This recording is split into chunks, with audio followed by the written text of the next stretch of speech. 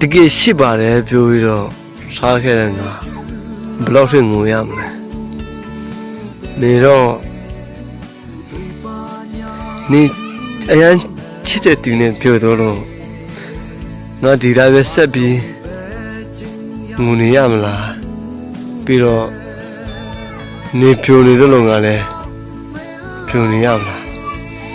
ငါတော့ကျူလို့ချင်းပြိုလို့မရပါဘူးမေ့ရကိုထိန်းလို့မရဘဲနဲ့ရှက်ပင်းငိုနေရတာ